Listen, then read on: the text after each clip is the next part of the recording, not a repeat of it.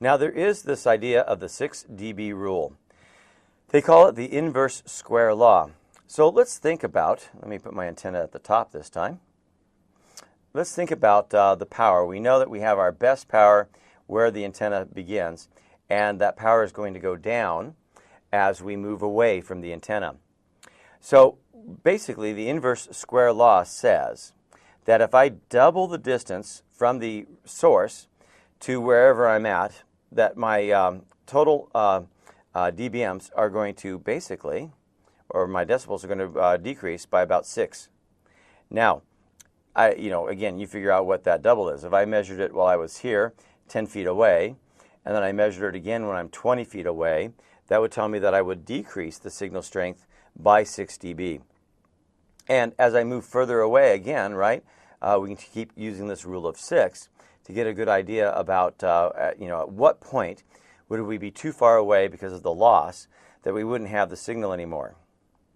Now, we could double the distance between the transmitter and the receiver, well, I guess that's basically what I said. If you do double it, then that received signal decreases by 6 dBs, and we can measure that. But if I said, okay, let's add 6 dBs to the signal strength, then that means I'm going to double the distance that I can use this particular antenna. So we use it to compare the cell sizes. And again, the idea of cell sizes when we're talking about coverage inside of an office is where I was putting an access point here and basically mapping out how far that signal can be used at a usable rate. And so that circle that I created is called a cell. And then I can decide, okay, well, maybe I can put another cell here and get more coverage, hopefully maybe even some overlapping coverage.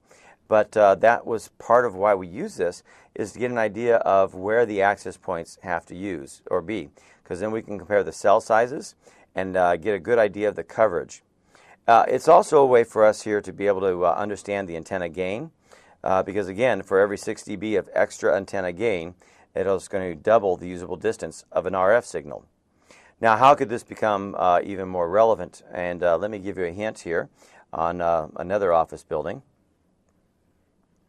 In many implementations of wireless, we will purposely lower the amount of power or gain on a access point. And we'll have, like I said, another access point maybe, and we do want some overlapping. And maybe another access point, and I won't draw too many of these. But we purposely don't use the full power because the hope is say that one of the access points goes down, then we can automatically increase the power, the 6 dBs of power, so that we can try to cover an area that lost coverage because its access point went down.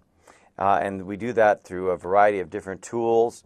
When you get into the different equipment, often people talk about having some sort of controller that controls the access points and can then boost coverage when needed. Again, that's just part of our design.